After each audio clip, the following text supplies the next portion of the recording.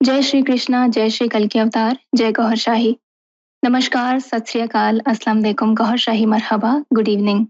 मैं आपकी होस्ट नेहा कार्तिक। अल्लाह टीवी के इस प्रोग्राम कल्कि जी के श्रीमुख से भी गीता का गुह्यतम ज्ञान में मैं आप सबका हार्दिक स्वागत करती हूँ। सबसे पहले मैं भगवान श्री कल की अवतार राग गौहर शाही जी महाराज के चरणों में कोटि कोटि नमन करती हूँ, गौहर शाही मरहबा करती हूँ। तत्पश्चात भगवान सदगुरु संत शिरोमणि सैयद यूनुस अल गौहर जी महाराज के चरणों में गौहर शाही मरहबा करती हूँ, प्रणाम करती हूँ।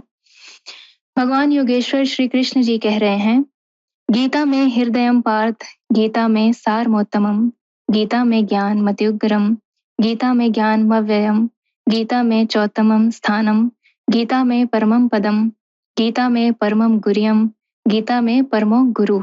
अर्थात गीता मेरा हृदय है, गीता मेरा उत्तम सार है, गीता मेरा अत्युग्र ज्ञान है, गीता मेरा अविनाशी ज्ञान है, गीता मेरा श्रेष्ठ निवास स्थान है, गीता मेरा परम पद है, परम रहस्य है और मेरा परम गुरु है।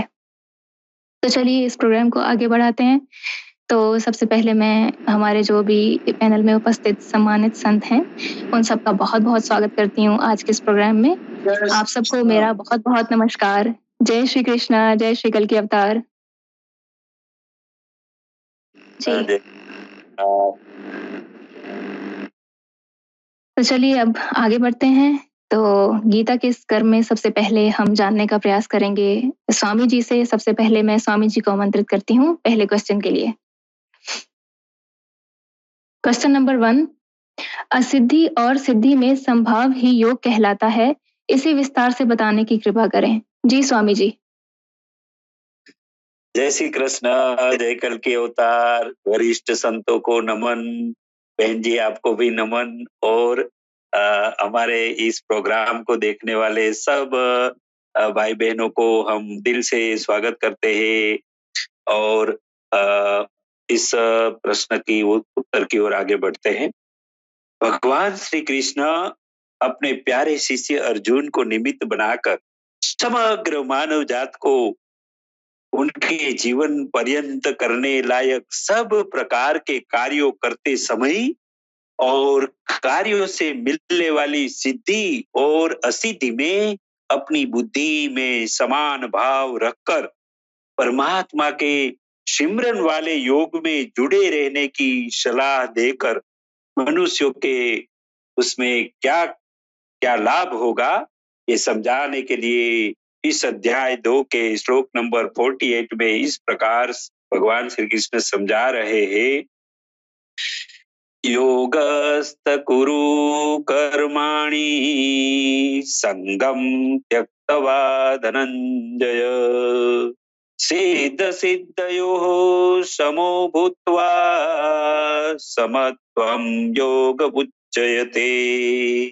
इस श्लोक के माध्यम से भगवान श्री कृष्ण हर एक मनुष्य को अपने कर्मों से मिलने वाले 2 प्रकार के परिणामों में अपनी बुद्धि और मन को कैसे रखना है, इस विषय में बहुत बड़ा उपदेश दे रहे हैं, ताकि मनुष्य अपने जीवन के नियंत यानी कि उसके जीवन में निर्धारित उसके स्वधर्म पालन के कार्यों को करते रहे, उनको छोड़े नहीं। और अगर छोड़ देंगे तो उसके जीवन में अनेक प्रकार की समस्या भी खड़ी हो जाएगी। इसके लिए जो है ये कर्मों के विज्ञान संबंधित ये ज्ञान समझा रहे हैं कि मनुष्य के हर एक कार्यों को 2 प्रकार के परिणाम आते हैं।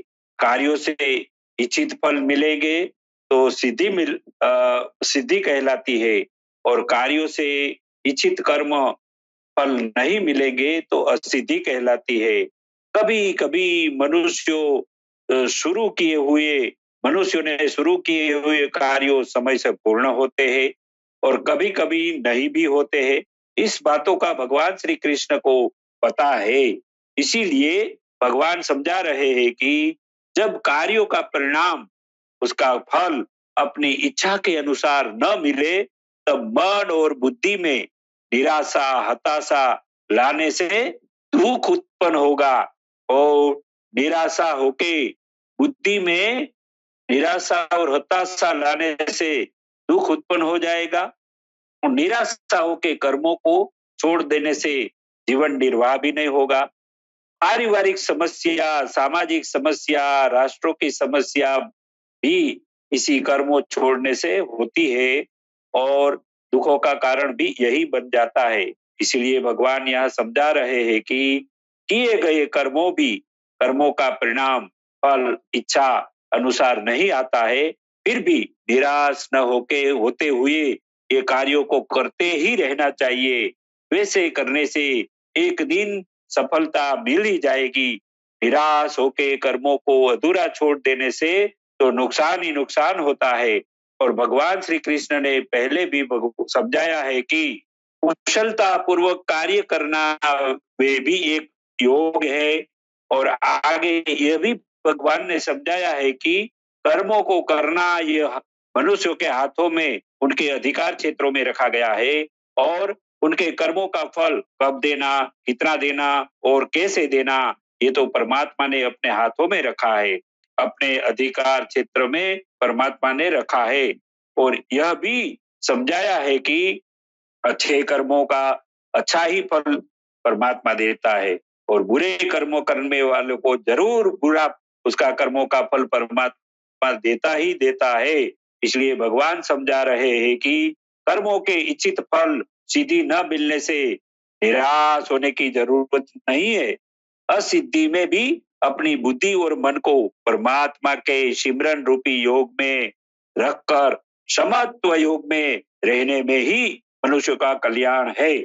जब मनुष्य को अपने कर्मों से इच्छित फल सिद्धि समय से मिल जाती है, तब मनुष्य को अति हर्षित होने की भी जरूरत नहीं है, अति उन्माद अहंकार लाने की भी जरूरत नहीं है। क्योंकि जब मनुष्य अगर कर्मों की अपने मिलने वाली सिद्धि में रुक जाता है, तो ये सोच बैठता है कि अभी मुझे आगे कुछ नहीं करूंगा तो भी चलेगा। तो आगे वो अच्छे अपने कर्मों को अच्छे सुधारने के लिए उस दिशा में आगे नहीं बढ़ता है। इसीलिए वो ऐसा मनुष्य आलसी और प्रमादी भी बन जाता है और इसकी वजह से जो इस दुनिया के लोगों को उसके अच्छे कर्मों का जो फल मिलना चाहिए, उससे भी समाज जीवन रुक जा और उसकी भी प्रगति रुक जाती है और समाज जीवन को भी शुष्कता अकर्मण्यता भी प्राप्त हो जाती है। इसीलिए अति सिद्धि प्राप्त होने से भी मनुष्य को अहंकार, ईर्षा, द्वेष ऐसा भी हो सकता है उसके दिमाग में उत्पन्न हो जाए। इसीलिए समाज जीवन में कलह, शोषण और तंदुरुस्त हरीफाई भी नहीं हो पाएगी।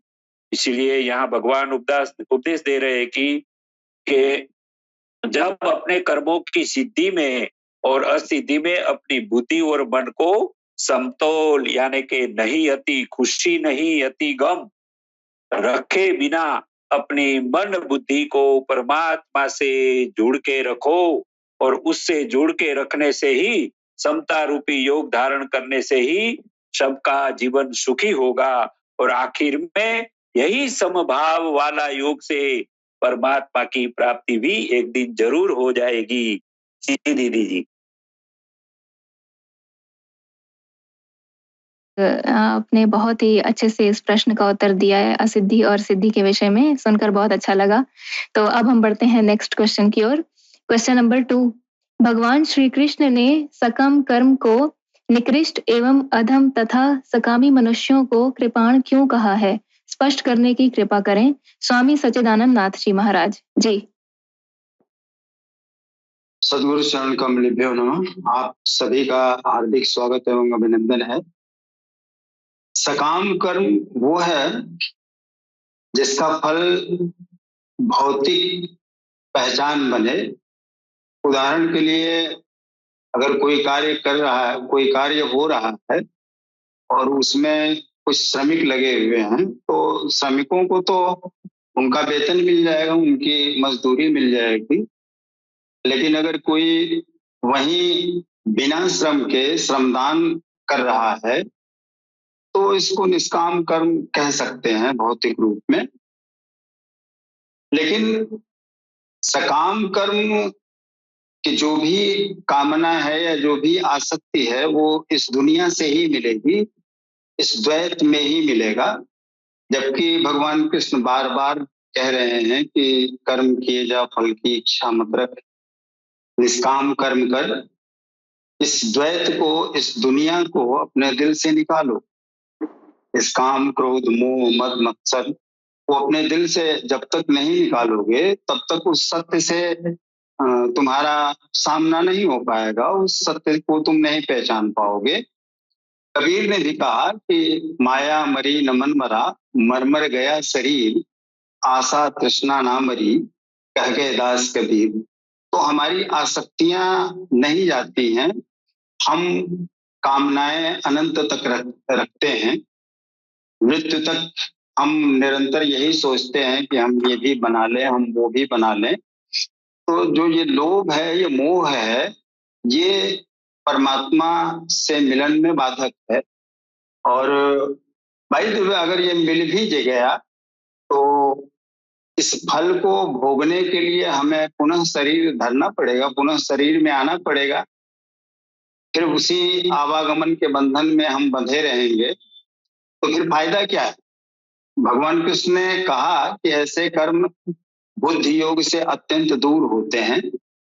इसलिए सकामी को कृपण भी कहा। कृपण इसलिए क्योंकि ऐसे लोग आत्मा के साथ या सत्य के साथ उदारता नहीं बरतते। इस संदर्भ में हम भगवत गीता के दूसरे अध्याय के 49वें श्लोक को देख सकते हैं। दूरेण ह्यवरम कर्म बुद्धि योगात् धनंजय, बुद्धो शरण मनविच्छम कृपणाः फलहेतवः। अवर कर्म, निकृष्ट कर्म, वासना वाले कर्म बुद्धि योग से अत्यंत दूर है। फल की कामना वाले कृपण हैं, वे आत्मा के साथ उदारता नहीं बरतते।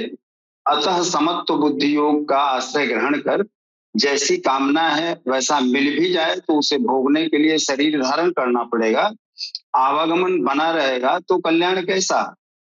साधक को तो मोक्ष की भी वासना नहीं रखनी चाहिए, क्योंकि वासनाओं से मुक्त होना ही तो मोक्ष है। फल की प्राप्ति का चिंतन करने से साधक का समय व्यर्थ ही नष्ट होता है और फल प्राप्त होने पर वह उसी फल में उलझ जाता है, उसकी साधना समाप्त हो जाती है। फिर वह भजन क्यों करे? लेकिन मैं कभी कभी ये सोचता हूं कि अगर साधक सकाम है और वो केवल मोक्ष की कामना कर रहा है कि हमें मुक्ति मिले, इसके लिए भजन कर रहा है, तो प्रारंभिक अवस्था में ये गलत नहीं लगता है।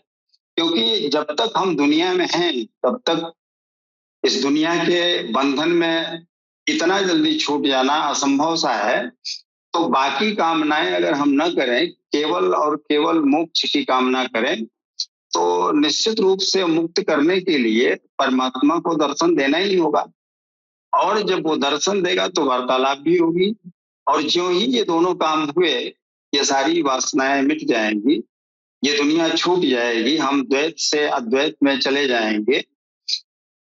और कबीर ने भी कहा इस संदर्भ में कि प्रेम प्रेम सब कोई कहे, प्रेम न जाने कोई, जहां मार्ग साहिब मिले, प्रेम कहावे सोए। अर्थात जिस मार्ग में वो परमात्मा मिल सकता है, जिस रास्ते पे चलने पे वो परमात्मा मिल सकता है, वो रास्ता बुरा नहीं। तो हम अगर केवल मोक्ष की कामना करें और उस कामना से भजन करें तो हमारी नजरों में बुरा नहीं है। भगवान कृष्ण ने भी अंत में यही कहा कि सर्वधर्मान परित्यज्य मामेकम शरणम व्रज। सारे नियम कानून, सारे प्रपंचों को छोड़ो, मेरी शरण में आ जाओ, सत्य की शरण में आ जाओ। वस्तुतः हमारा मन सत्य की तरफ जाने में इसलिए भ्रमित रहता है या इसलिए डरता है कि परिवार में रहता है व्यक्ति तो उसे सुरक्षा महसूस होती है कि हमारे बच्चे हैं, हमारा भाई है, पत्नी है, वो अपने आप को सुरक्षित महसूस करता है। और दूसरी तरफ सत्य की तरफ जाने पे जहां कुछ न देखा, न सुना, न कुछ जाना, न समझा, उधर वो भयभीत रहता है, तो उधर घबराता है और साक्षात्कार के पूर्व मोह की पकड़ भी मजबूत रहती है। वो इस दुनिया को इतना जल्दी छोड़ नहीं पाता। लोभ एवं काम की आसक्ति भी घेरे रहती है। तो ये सारे कारण हैं। और कहा गया है कि मन एवं मनुष्याणाम कारणम बंधन मोक्षयो। मन जो है वही बंधन और मुक्ति का कारण है। तो मन में हमेशा ये भय सताता रहता है कि हम उधर जाएंगे तो असुरक्षित हो जाएंगे, इस संसार को वो छोड़ नहीं पा रहा है। तो इन परिस्थितियों में अगर हम खुद को भी देखें तो आसक्ति तो है ही है ना, सकाम ही तो साधना है। क्योंकि जब प्रकृति ही अपूर्ण है, उस पूर्ण के बिना, उस पुरुष के बिना, तो इस प्रकृति में रहने वाला जीव कहाँ से पूर्ण हो जाएगा, निष्कामी हो जाएगा। निष्काम कर्म कहने जब भी कृष्ण कहते हैं तो मेरी नजरों में वो अर्जुन से यही कहते हैं कि तू मर जा। मर जा इन द सेंस, तू अपने अहंकार को मार दो, तुम अपनी दुनिया को मार दो। और जब तक इसको नहीं मारोगे तब तक उस सत्य तक नहीं पहुंच पाओगे। तो सत्य के प्रत्यक्षीकरण तक हमारी नजर में सकामता रहेगी। और जैसे ही सत्य उद्भासित होगा, वो दिख जाएगा, वार्तालाप हो जाएगी, तो हम भी यही गाना गाएंगे कि हम न मरिहे संसारा, हमको मिला जियावन हारा। लेकिन जब तक जियावन हारा नहीं मिल रहा है तब तक तो द्वंद्व बना रहेगा, डर बना रहेगा दुनिया छोड़ने में। और सकाम रहेंगे हम, हे प्रभु हमको मोक्ष दे दो, इस संसार से मुक्ति दे दो। ये दीदी। जी जी जी, स्वामी सच्चिदानंद नाथ जी महाराज, आपने बहुत ही अच्छे विचारों से इस विषय में हमें समझाया। अच्छा लगा सुनकर, और मैं आशा करती हूँ कि हमारे सभी व्यूवर्स भी आपको सुनकर बहुत संतुष्ट हुए होंगे। आपका बहुत बहुत धन्यवाद। अब हम बढ़ते हैं नेक्स्ट क्वेश्चन की ओर। क्वेश्चन नंबर 3, समत्व बुद्धि कैसे प्राप्त की जा सकती है? साधक समत्व बुद्धि के द्वारा कर्म बंधन से मुक्त होकर परमात्मा को कैसे प्राप्त कर सकता है? कल की अवतार सरकार गौहर शाही जी की शिक्षाओं की रोशनी में बताने की कृपा करें, संत राजेंद्र निगम बाबूजी महाराज जी।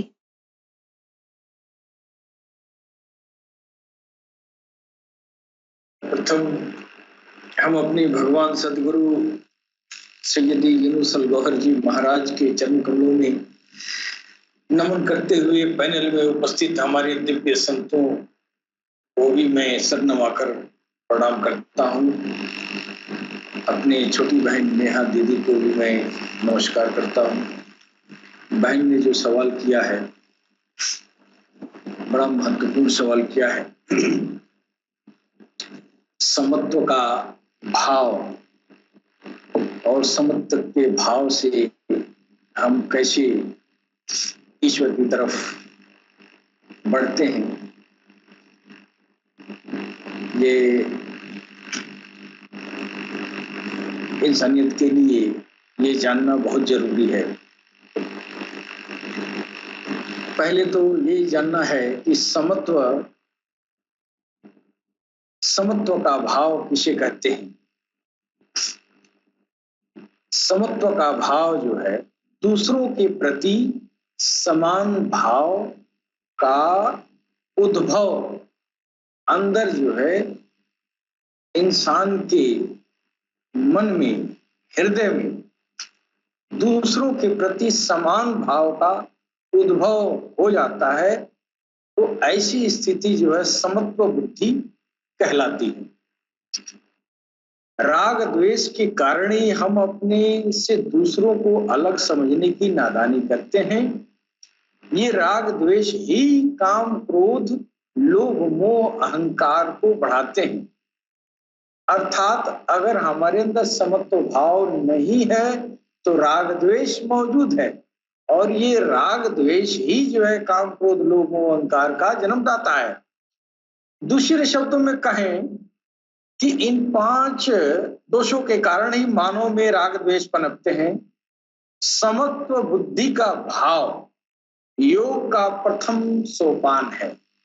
अर्थात ये समत्व का यह जो है जो भाव है अगर इंसान के अंदर आ रहा है तो वह ईश्वर की तरफ यानी योग, ईश्वर के योग में पहुंचने का पहला स्टेप है, पहला वो जो है चरण है।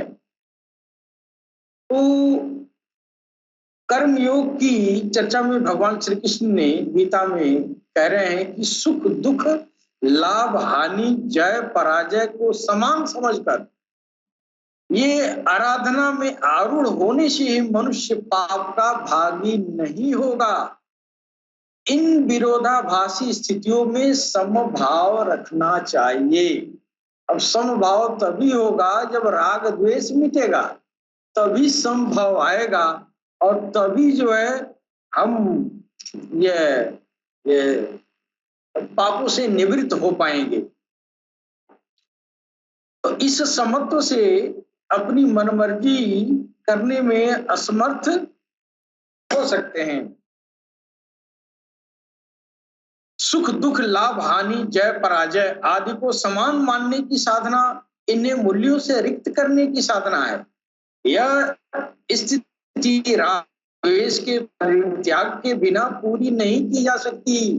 ये राग, यह स्थिति जो हमारा समत्व का जो बुद्धि है, ऐसी स्थिति पर बिना राग द्वेष के त्याग किए यह अवस्था प्राप्त नहीं की जा सकती। यह राग द्वेष मन में जो बसे हुए इनका परित्याग हो जाता है तो प्रत्यक्षतः मन का भी परिष्कार हो जाता है, मन भी पवित्र हो जाता है।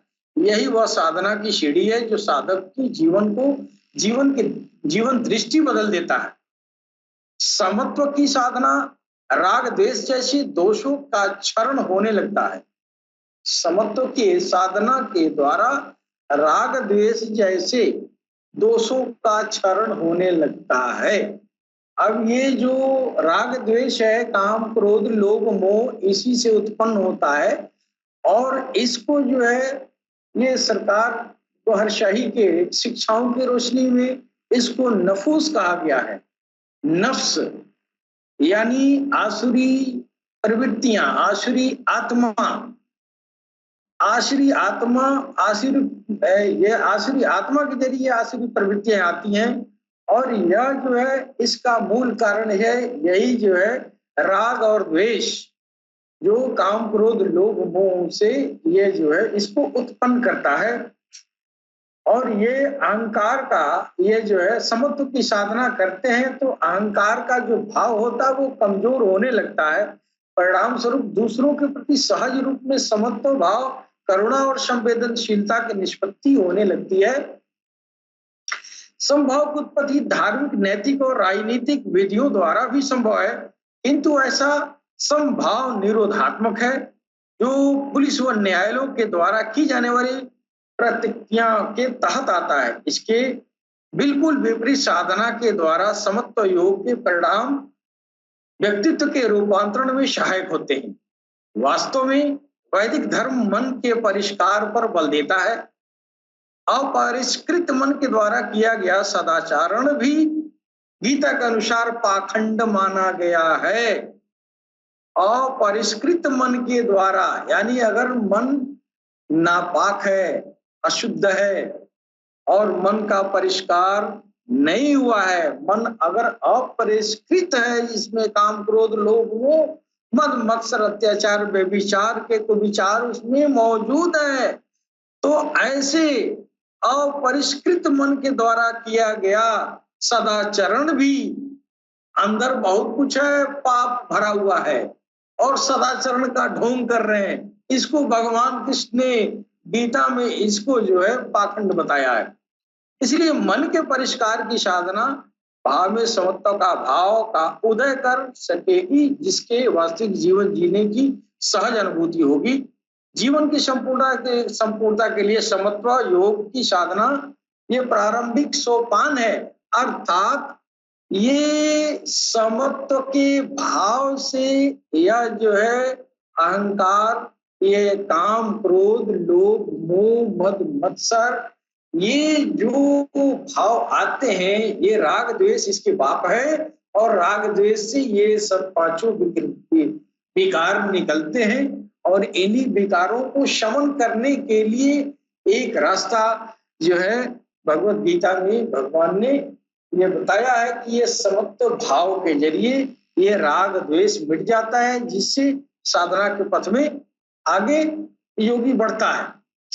अब सरकार को हर्षाही कि महाराज भगवान काल की हम लोग कह रहे हैं, उनके ज्ञान के रूप में इसी बात और है मन अरफा नफ्सहु, एक हदीस है, उस हदीस के माध्यम से बताया जा रहा है, मन अरफा नफ्सहु फट बहु। तुम जो है ईश्वर को कहां ढूंढ रहे हो? हम तुम्हारे नफूस के पीछे हैं। यानी जहां पर तेरा ये काम क्रोध लोभ मोह अहंकार जहां छुपा है ना, उसी के पीछे हम हैं। तुम इसको पहले हटाओ, इसको मिटाओ, फिर उसके पीछे हम आई हैं। पहले तुम अपने को पहचान, हमको पहचानने की क्या जरूरत है? तुम अपने को पहचान, उसके पीछे हमको मौजूद है। तो ये जो है ये समत्व के भाव के जरिए इस प्रकार जो है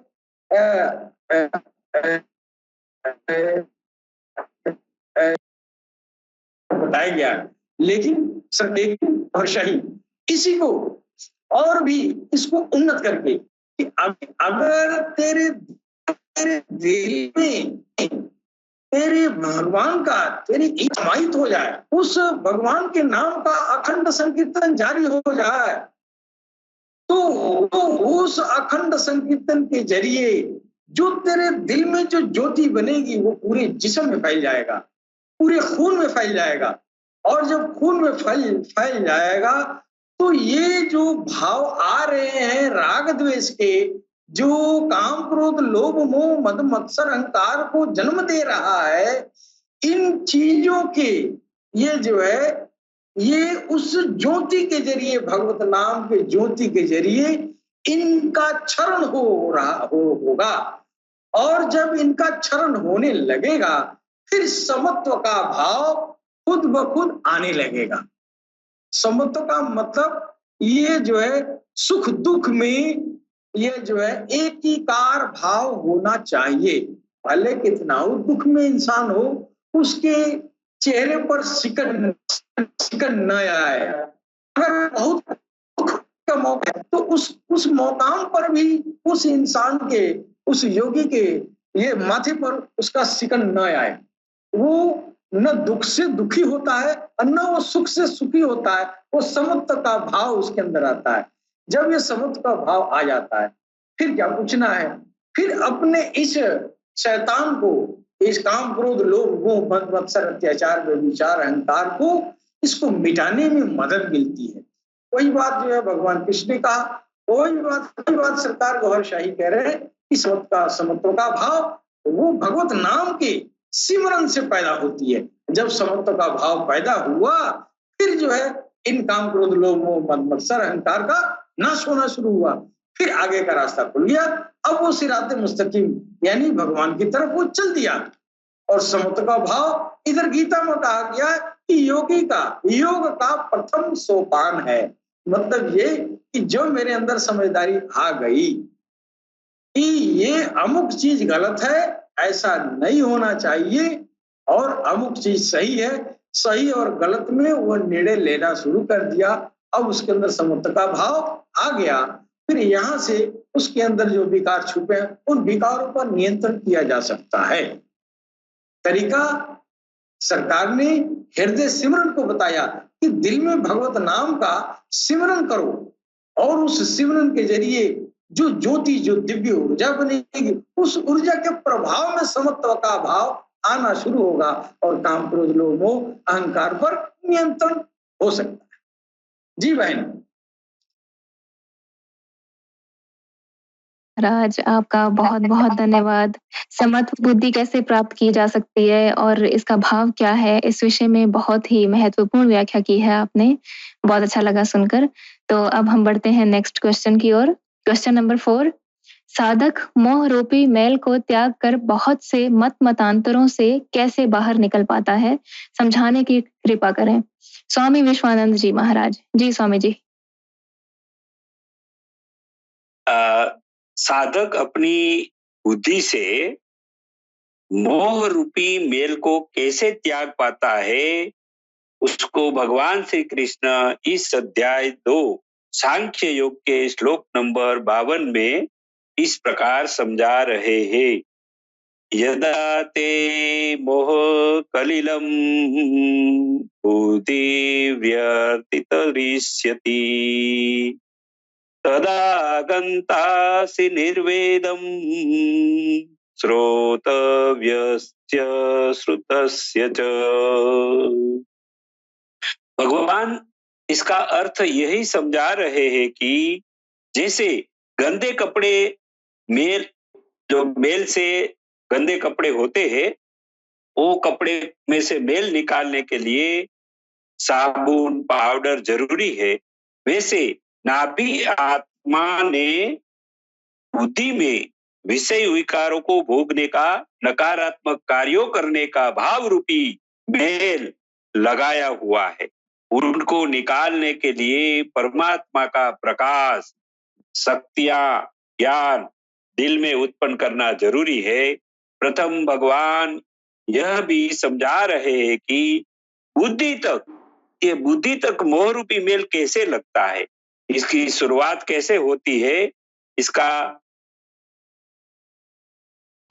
इसको समझा रहे हैं कि जब नाभि आत्मा साधक के मन में विषय विकारों को भोगने का भाव उत्पन्न करता है, तब इंद्रिया, मनुष्य की इंद्रिया उसके संबंधित जो विषय जो है, जो विकार हो जो है, उसके भोगने के लिए तैयार हो जाती है। तब यह विषयों भोग और विकारों को भोगने का कार्य इंद्रिया के जरिए से चलता है। तब मन को मनोरंजन मिलता है, उससे मन ऐसे विषय विकारों को भोगने का आदती बन जाता है। यह मन अपने साथ जुड़ी हुई बुद्धि पर भी यह विचारों को भोगने का मनोरंजन रूपी संस्कार बुद्धि पर भी ये मन डाल देता है। यही तो संस्कार तो मेल बनने कहा गया है। यही तो संस्कार बुद्धि में मन रूप में जम जाता है, तो यह बुद्धि को सच्चा और लाभदायी निर्णय लेने में बाधक बन जाता है। इस कारण से साधक उनके कार्य फलों का इच्छुक बन जाता है और फिर साधक के बहुत सारे सुने हुए कर्मों के फल से उनका ज्यादा मनोरंजन मिल जावे, ज्यादा वो उसका मन सुख को भोग ले, ऐसा उसके मन में और बुद्धि में एक विचारों का झरना बहने लगता है और यही तो बुद्धि को दूषित कर देता है। भगवान श्री कृष्ण इस बुद्धि में जमा हुआ ये मोह रूपी मेल को दूर करने के लिए उपाय बता रहे हैं कि बुद्धि पर सत्ता चलती है आत्मा की। जब साधक का आत्मा परमात्मा का सिमरन करने के बाद आध्यात्मिक शक्तियों से शक्तिशाली जब आत्मा हो जाता है, तब वैसा आत्मा अपने साथ जुड़ी हुई बुद्धि को भी शक्तिशाली कर देंगे। तब जाके बुद्धि में जमा मोह रूपी मेल दूर होगा और साधक कर्म फलों से वैराग प्राप्त कर पाएगा। मानव शरीर में बसा हुआ ये नाभि आत्मा साधक के जीवात्मा को भी मन बुद्धि के सहारे उनके प्रकार के मनोरंजन वाले नकारात्मक कार्यों से भ्रमित करता रहता है। इससे बाहर निकलने के लिए भगवान श्री कृष्ण इस अध्याय 2 के सांख्य योग के श्लोक नंबर 53 में उपाय बता रहे हैं कि श्रुत विप्रतिपन्नाते यदा स्थायस्य निश्चला समाधावचला बुद्धिस्तदा योगमवापसस्यसि। तो इसका यहाँ भगवान बता रहे हैं कि यहाँ सब साधकों को भगवान श्री कृष्ण यह समझा रहे हैं, साधकों ने भी इस दुनिया में रहकर अनेक लोगों से अनेक प्रकार के मत मतांतर सिद्धांते रीत रस्में प्रक्रिया को बारे में सुना होता है। इससे वे सच्चा ज्ञान, सच्चा रास्ता, सच्ची प्रक्रिया के लिए निश्चय नहीं कर पाता है कि वे कौन सी सच्ची प्रक्रिया को अपनाए ताकि वे परमात्मा की आध्यात्मिक शक्तियों को और आध्यात्मिक प्रकाश और आध्यात्मिक ऊर्जा को अपने दिल में उत्पन्न करके अपने बुद्धि में जमा मोह रूपी मेल को दूर करके फिर तीव्र और साफ बुद्धि बनी हुई बुद्धि से अपने हृदय स्थल में बसे हुए आत्मा को परमात्मा के साथ प्रेम से जोड़ के वहां अपनी बुद्धि को भी स्थिर करके समता रूपी समाधि वाला योग को धारण करके ही साधक का आत्मा संतुष्ट हो जाता है और अति तृप्त होने के बाद तब यह आत्मा बहुत से मतांतर से साधक बाहर निकल पाता है। इसका मतलब यह हुआ कि जब साधक अपने आत्मा में ही जब तृप्ति पा लेता है तब वहां वो सिमरन में लग जाता है और दुनिया भर के उसने सुनी सुनाई जो बातें होती है, मत मतांतर होते हैं, उसमें से उसका मन हट जाता है और अपना मन परमात्मा के साथ जुड़ के ये आत्मा में या दिल में ही वो संतुष्टि पाता है। इस तरह वो साधक मत मतांतरों से भी बाहर निकल जाता है। जी दीदी जी। जी स्वामी जी, आपका बहुत बहुत धन्यवाद। इस क्वेश्चन का आंसर भी आपने बहुत खूबसूरत अंदाज में दिया है। तो अब हम बढ़ते हैं नेक्स्ट क्वेश्चन की ओर। क्वेश्चन नंबर 5, स्थिति प्रज्ञ साधक की क्या अवस्था होती है? वो अपनी आत्मा में कैसे संतुष्ट रहता है? विवेचना करें स्वामी सच्चिदानंद नाथ जी महाराज जी। स्थित प्रज्ञ वो है जो संसार से मुक्त हो चुका हो, कामनाओं से रहित हो, शुभ अशुभ में समत्व की स्थिति हो, दैवी संपद और आसुरी संपद का समन कर चुका हो। कुल मिलाकर अगर हम कहें तो आयाम का परिवर्तन ही स्थिति प्रज्ञता है। आयाम का परिवर्तन अर्थात प्रकृति से पुरुष में प्रविष्ट जो हो गया है वही स्थिति प्रज्ञ है। या अगर हम सरकार के शब्दों में कहें तो कल्बे शहीद की जो स्थिति होती है वो स्थिति प्रज्ञता की स्थिति होती है। ऐसे साधकों पर दैविक भौतिक सुख दुख कोई असर नहीं होता। राग द्वेष भय क्रोध से रहित मननशीलता के उस चरम स्थिति पर होते हैं जिसका वर्णन निर्वाण शतकम में बहुत अच्छा किया गया है। न मे मृत्यु शंका न मे जाति भेदा पिता नैव मे नैव माता न जन्म न बंधुर न मित्रम गुरैर्नैव शिष्य चिदानंद रूपः शिवोहम शिवोहम। न मुझे मृत्यु का डर है और न जाति भेद का मेरे ऊपर कोई असर है, ना मेरा कोई पिता है ना मेरी कोई माँ है, ना ही हम कभी जन्म लिए, ना कोई बंधु बांधव है मेरा संबंधी है, न मित्र है न गुरु है न शिष्य है। मैं तो शुद्ध चेतना आनंद स्वरूप शिव हूं। तो कुछ ऐसी ही स्थिति प्रज्ञता की होती है। ऐसा साधक विषयों में विचरता हुआ भी उसमें लिप्त नहीं होता, क्योंकि मन ही मुक्ति और बंधन का कारण होता है, इसलिए सर्वप्रथम आत्मा या वो परमात्मा बुद्धि के द्वारा मन के घोड़े पे लगाम लगाने का प्रयास करता है। वस्तुतः बुद्धि और आत्मा में बहुत अंतर नहीं, वही बुद्धि के रूप में आके ऐसे मन को सत्य की तरफ स्थित करती है, और बुद्धि के द्वारा जब सत्य में स्थित हो जाता है ऐसा साधक, तो इनकी स्थिति शेर के बच्चे की तरह हो जाती है।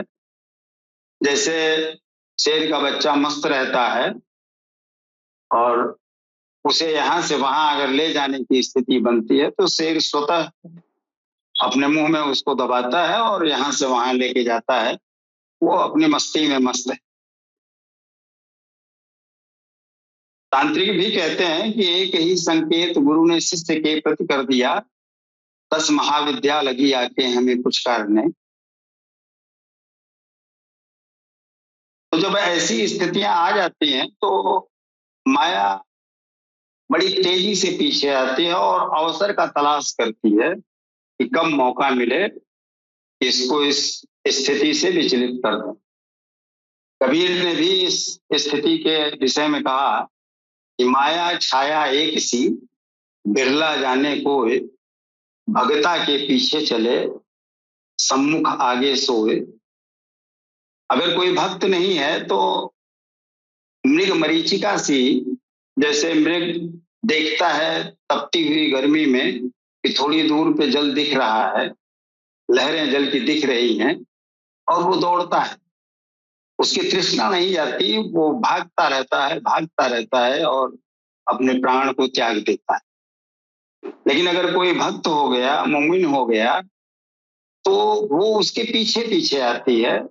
जैसे छाया कुछ समय पीछे चलती है, कुछ समय आगे चलती है, तो भक्तों के पीछे ये माया चलती है कि अवसर मिले तो इसको मैं दबोच लूं, अवसर मिले तो मैं इसको पदच्युत कर दूं। अर्जुन के तमाम प्रश्नों का भगवान कृष्ण ने समुचित उत्तर एक ही श्लोक में दे दिया। गीता के अध्याय 2 के श्लोक नंबर 70 में उन्होंने कहा, आपूर्यमाणम अचलम प्रतिष्ठम समुद्रमापः प्रविशन्ति यद्दत् तद्वत् कामा यम प्रविशन्ति सर्वे स शांतिमाप्नोति न काम कामी। अर्थात जैसे सब ओर से परिपूर्ण अचल प्रतिष्ठा वाले समुद्र में नदियों के जल उसको चलायमान न करते हुए बड़े वेग से उसमें समा जाते हैं, ठीक वैसे ही परमात्मा में स्थित प्रज्ञ पुरुष संपूर्ण भोग विकार उत्पन्न किए बिना उसमें समा जाते हैं। ऐसा पुरुष परम शांति को प्राप्त होता है, न कि भोगों को चाहने वाला। अभी 4-5 रोज पहले हमने ब्यूटी रानी दीदी को फोन किया, थोड़ा सा मन व्यग्र हुआ था, वो बाढ़ की स्थिति और पूर्व में जो घटनाएं घट रही थी, तो जानना चाहा हालचाल, तो बताने लगी कि हमारे यहाँ तो बाढ़ की ये स्थिति है कि पूरा का पूरा वृक्ष डूब गया है पानी में, तमाम घर बह गए हैं, लोगों को खाने पीने की बहुत दिक्कतें हैं, तमाम लोग मर गए। तो ऐसी हजारों नदियां अपना रौद्र रूप धारण करके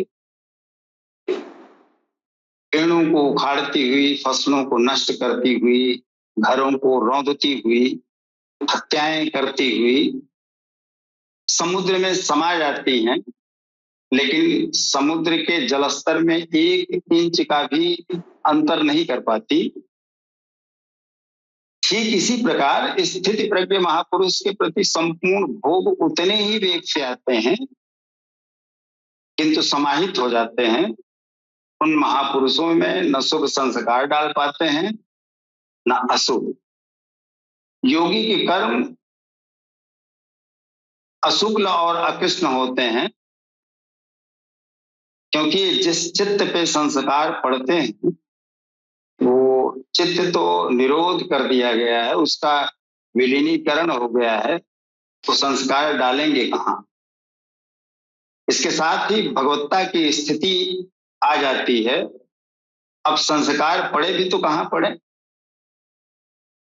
तो स्थिति प्रज्ञता वही है जहां मन मुतमईन हो गया है, या यूं कह लें कि नफ्स मुतमईन्ना हो गया है और कल्ब शहीद हो गया है। दुनिया से हम मुक्त हो गए हैं, राग द्वेष काम क्रोध भय इन सारी वृत्तियों से हम ऊपर उठ चुके हैं। चित्त में केवल और केवल सद्गुरु या परमात्मा का चिंतन है, उसी का स्मरण है, उसी की छवि है। न हमको भोग विचलित कर पा रहा है और ना ही किसी तरह की आसक्ति, न लोभ न मोह। मन भी हमारा संतुष्ट है, मुतमईन है और इस संसार को भी छोड़ के हमारा कल जो इस दुनिया में था, लोग कृष्ण कहते थे ना निष्काम कर्म करो, मतलब इनडायरेक्टली कहते थे कि मर जाओ, तो वो भी मर गया है। उसकी जगह पे सदगुरु ने स्थान ले लिया है, वो प्रविष्ट हो गए हैं उस हृदय में। तो यही स्थिति प्रज्ञता की है। और जब ये स्थिति आ जाती है तो आत्मा तो संतुष्ट हो ही जाएगी, वो उसी में आत्मा में ही संतुष्ट हो जाती है। जब एक ही आ गया, एक समाप्त हो गया, तो वो उसी में संतुष्ट रहेगा ही रहेगी। वही दृष्टा है, वही दृश्य है, वही भोक्ता है, वही भोग है। तो कहीं कोई अंतर नहीं रह जाता, इसीलिए वो अपनी आत्मा में संतुष्ट रह लेता है। यही स्थिति प्रज्ञता की है। जी जी, स्वामी सच्चिदानंद नाथ जी महाराज, आपने बहुत ही अच्छे से एक्सप्लेन किया है कि स्थिति प्रज्ञा क्या है और स्थिति प्रज्ञ साधक की क्या अवस्था होती है। इस विषय में आपने बहुत अच्छे से हमें समझाया है। आपका बहुत-बहुत धन्यवाद। अब हम बढ़ते हैं नेक्स्ट क्वेश्चन की ओर। Last question, question number 6। कल्कि अवतार सरकार गौहर शाही जी महाराज की शिक्षाओं की रोशनी में समझाने की कृपा करें कि साधक कैसे अपनी इंद्रियों का निरोध कर अपने चित्त को आत्मा में स्थित कर लेता है। सूफी संत राजेंद्र निगम बाबूजी महाराज जी।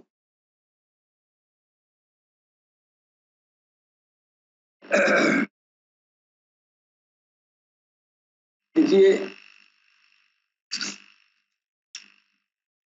अपने को स्थित करने के लिए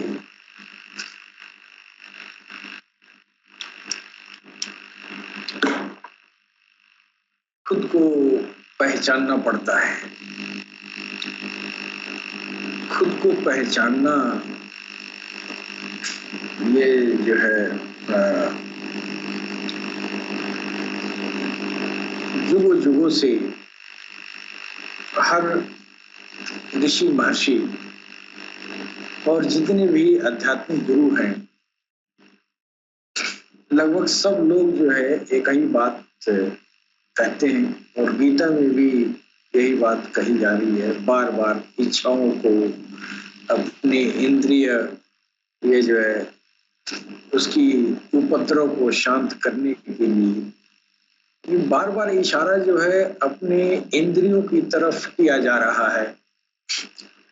और जितने भी ज्ञानी इस धरती पर जो भी भगवान के रास्ते में चलने वाले लोग, सब लोगों ने इंद्रियों की तरफ इशारा किया है। इसकी ये जो है तीव्रता को देखकर, इसको पहचान कर उचित समाधान कर लेना ही जो है ये खुद को समझना है और ये जो है समत्व के भाव में आना है। यानी इंद्रियों की तरफ हर आध्यात्मिक गुरु जो है इशारा करता है कि तुम इसको पहले देखो, पहले तुम अपने को पहचानो कि तेरे ऊपर इन इंद्रियों का, इन आसुरी आत्माओं का कितना प्रभाव है और कहाँ कहाँ है, कैसे कैसे, पहले पहचानो। ये जो है अल्लामा इकबाल ने कहा है कि खुद ही को कर बुलंद इतना कि खुदा खुद पूछे कि तेरी रजा क्या है। ये बड़ी मशहूर ये जो है ये कहानी है। तो ये हर आदमी, हर संत महात्मा तो बस खुद ही के तरफ इशारा करते हैं। तो पहचान, अपने को पहचान, सारे लोग ये कहानी कहते आए और जनमानस जो है खुद ही को पहचान पाना ये जो समझ नहीं पाते हैं। खुद को पहचाना क्या है, किताबों में भी लिखा है, गुरुओं के द्वारा भी अक्सर कहा जाता है, लेकिन इसकी विधिवत व्याख्या जो सरकार ने किया है और इतना साफ सुथरा व्याख्या किया है। पहले हम जानना चाहेंगे कि भगवान कृष्ण ने जो है भगवत गीता में ये क्या कह रहे हैं इसके बारे में कि इंद्रियों की इच्छाओं को संतुष्ट करने के लिए उन्हें किसी इच्छित वस्तु में प्रदान करना आग पर घी डालकर उसे बुझाने जैसा है। आग कुछ समय के लिए बुझ सकती है, लेकिन फिर वह दोगुनी तीव्रता के साथ भड़क उठती है। यही हाल हमारी इच्छाओं का है। इसलिए भगवत गीता में कहा गया कि इच्छाएं पूरी होने पर कभी खत्म नहीं होती, वे केवल और अधिक प्रबलता के साथ वापस आती हैं। इंद्रियों की इच्छाओं की पूर्ति करने से वे बुझती नहीं है, जैसे अग्नि में मक्खन की आहुति देने से वो बुझती नहीं है, बल्कि उससे अग्नि और भी प्रज्वलित होती है। इन इच्छाओं की तुलना शरीर में होने वाली खुजली से की जा सकती है। आदमी खूब खुजलाता है और खुजलाने का मन करता है और खुजलाने का मन करता है और लगता है कि अब खुजला देंगे, खूब कस के खुजला देंगे तो अब हमको शांति मिल जाएगी, लेकिन खुजलाने के बाद शांति नहीं मिलती और खुजलाती ही रहती है। तो इस तरह जो है ये इसके बजाय अगर कोई कुछ समय तक खुजली को बर्दाश्त कर ले तो वो अपनी चुभन खोने लगती है और धीरे धीरे वो शांत हो जाता है। खुजली से शांति पाने का यही रहस्य है, यही तर्क इच्छाओं पर भी होना चाहिए। शांति पाने का यह रहस्य है, यही तर्क ये इच्छाओं पर भी लागू होना चाहिए। जैसे मन और इंद्रियां सुख की असंख्य इच्छाएं पैदा करती हैं, लेकिन जब तक हम उन्हें पूरा करने के खेल में लगे रहते हैं तब तक सुख मृग तृष्णा की तरह भ्रामक ही रहता है। लेकिन जब हम इन इंद्रियों को त्यागना सीख जाते हैं, भगवान में सुख ढूंढना सीख जाते हैं, तो मन और इंद्रियां हमारे साथ शांति बना लेती हैं। तो इसलिए एक प्रबुद्ध ऋषि बुद्धिमानी से इंद्रियों और मन पर नियंत्रण रखता है। इस श्लोक में यह जो है या आपने जो पूछा है उसमें वह ये भगवत गीता का श्लोक नंबर 58 है। इसमें बताया गया है कि ये कछुआ को उदाहरण दिया गया है कि जब भी उसे खतरा महसूस होता है तो वह अपने अंगों और सिर को खोल के अंदर खींचकर खुद को बचाता है। खतरा टल जाने के बाद कछुआ फिर अपने अंगों को और सिर को बाहर निकालता है और अपने रास्ते पर आगे बढ़ने लगता है। वही हाल हमारे इंद्रियों का है। अब इंद्रियों को जब तक नियंत्रण में नहीं लाएंगे तब तक यह काम होने वाला नहीं है। अब इंद्रियों को नियंत्रण करने के लिए हमारे सूफी संतों के द्वारा जो चीजें बताई गई हैं उस पर भी ध्यान देने की जरूरत है। सूफी ने कहा कि जिसने अपने, अभी मैंने कहा है कि मन अरफा नफ्सहु फकत अरफा रब्बु, एक हदीस है। इस हदीस में भी यही बातें की गई हैं कि जिसने अपने आप को पहचान लिया, जो अपना इरफान हासिल कर लिया, उसी को रब का इरफान मिलता है। अगर तू अपने आप को नहीं जानता तो फिर दूसरे को क्या जानेगा। सबसे बड़ा इरफान तो अपना है। अल्लाह, ईश्वर को जानने की जरूरत नहीं है। अल्लाह को क्यों ढूंढ रहे हो, ईश्वर को क्यों ढूंढ रहे हो? अपने आप को ढूंढो। अपने आप को जानना ही अल्लामा इकबाल की खुदी है। खुदी को कर बुलंद इतना कि हर तकदीर से पहले खुदा खुद पूछे कि ऐ बंदे तेरी रजा क्या है। ये वही बात है जो उर्दू अरबी जो शायर हैं लोग, जो बुजुर्ग गुजरे, यही बात गीता की, यही बात का तो बयान कर रहे हैं।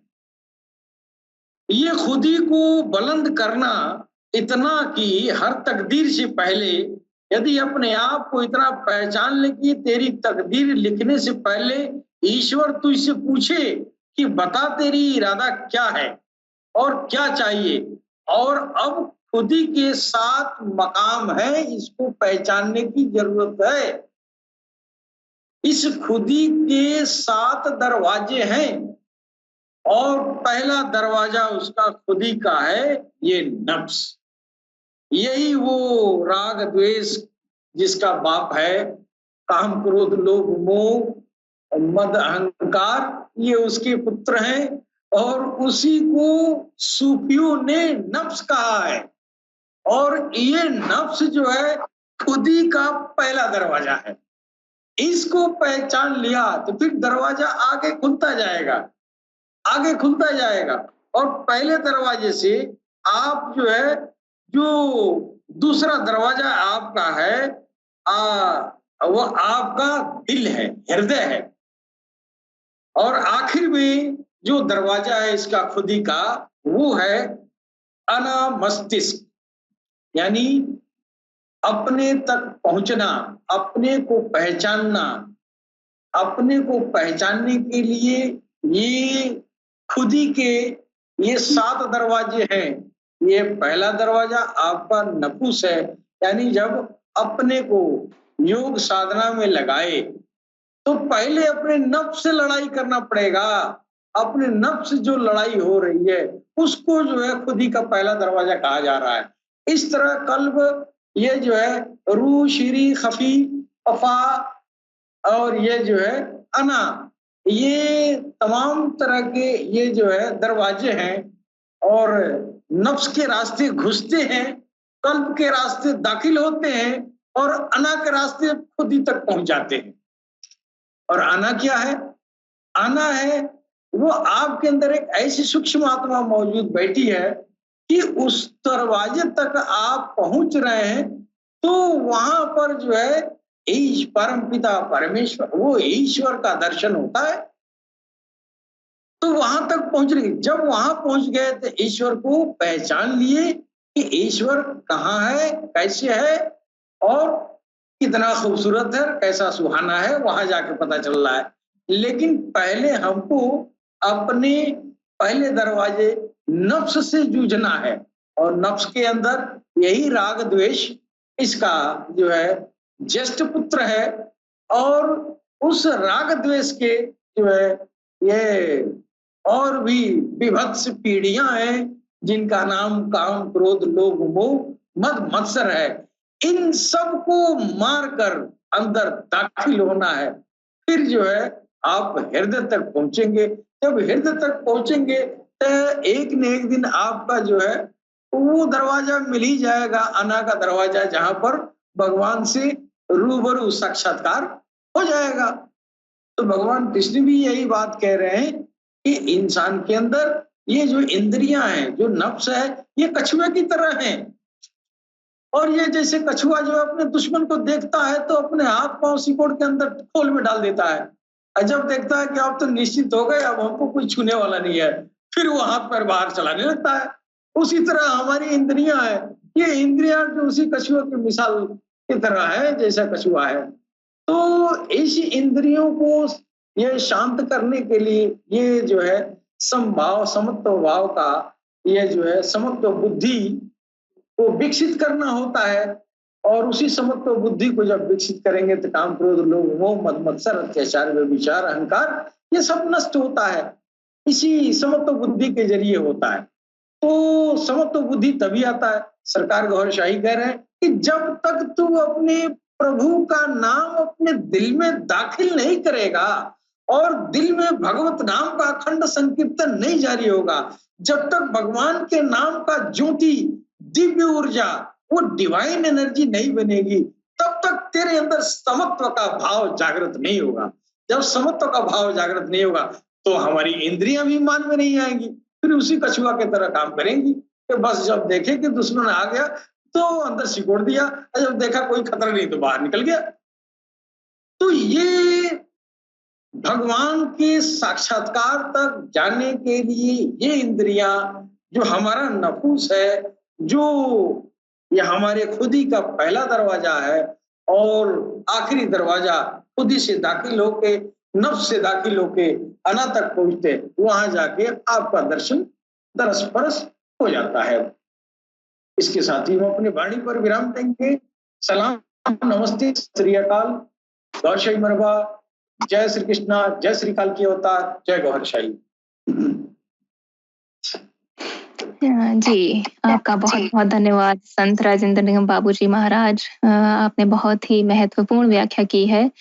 तो और साथ ही मैं स्वामी जी का आज के लिए बहुत बहुत धन्यवाद करना चाहती हूँ, और स्वामी विश्वानंद नाथ जी महाराज का भी आज के लिए बहुत बहुत धन्यवाद करना चाहती हूँ। और आपने जो भी ये खूबसूरत ज्ञान हमारे साथ शेयर किया, और जो ज्ञान आपको भगवान कल के अवतार जी से प्राप्त हुआ, वो आपने हमारे साथ शेयर किया, वो सुनकर हमें बहुत ही अच्छा लगा। ये हमारे लिए बहुत ही सौभाग्य की बात है। तो आप सबका आज के लिए बहुत बहुत धन्यवाद। और साथ ही मैं हमारे सभी व्यूअर्स का भी बहुत बहुत धन्यवाद करना चाहती हूँ। आज के लिए यूं ही हमारे साथ जुड़े रहिए। कल्कि जी के श्रीमुख से भी गीता का गुह्यतम ज्ञान के नेक्स्ट एपिसोड में आप सबसे फिर मुलाकात होगी। तब तक के लिए मैं नेहा कार्तिक आप सबसे आज्ञा चाहती हूँ। जय श्री कृष्णा, जय श्री कल के अवतार, जय गौहर शाही।